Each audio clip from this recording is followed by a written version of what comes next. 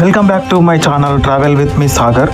ఈరోజు మనం మరొక ప్రత్యేకమైన దేవాలయంకి వెళ్తున్నాం. అదే శ్రీ వెంకటేశ్వర స్వామి దేవాలయం, జిల్లెలగూడ. ప్రపంచంలో మత్స్యావతారంలో ఉన్న ఒకే ఒక్క దేవాలయం మన హైదరాబాద్లోనే ఉంది. హైదరాబాద్లోని జిల్లెలగూడలో ఉన్న వెంకటేశ్వర స్వామి ఆలయానికి అనేక విశేష లక్షణాలు ఉన్నాయి. ఈ దేవాలయం అనేది 500 సంవత్సరాలకు పైగా పురాతనమైన ఆలయం. ఈ ఆలయంలో మూల విరాట్ విశిష్టమైన శైలి రూపంలో ఉంటారు.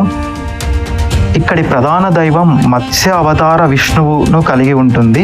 అంటే వెంకటేశ్వర స్వామి దేహాన్ని మరియు లింగ రూపంలో అంటే శివుని రూపంలో శిరస్సు కలిగి ఉంటుంది. అయితే ఈ మూల విరాట్ స్వయంగా అద్వైత తత్వాన్ని మరియు శైవ వైష్ణవ మతాల ఐక్యతను, సమగ్రతను సూచిస్తుంది. ఈ కారణంగా ఈ ఆలయాన్ని హరిహర క్షేత్రం అని కూడా పిలుస్తారు.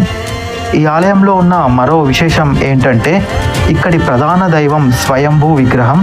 ఈ విగ్రహాన్ని ఎవరూ ప్రతిష్ఠించలేదు.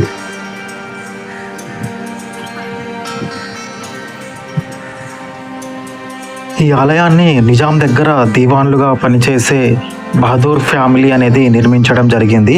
వీళ్ళే అండి, చూడండి, వీళ్ళ ముగ్గురు తర్వాత తరం వాళ్ళు ప్రజెంట్గా అయితే ఉన్నారు. వాళ్ళు ఈ ఆలయ నిర్వహణను చూసుకుంటారు. రాజా సంజయ్ గోపాల్ సైన్సర్.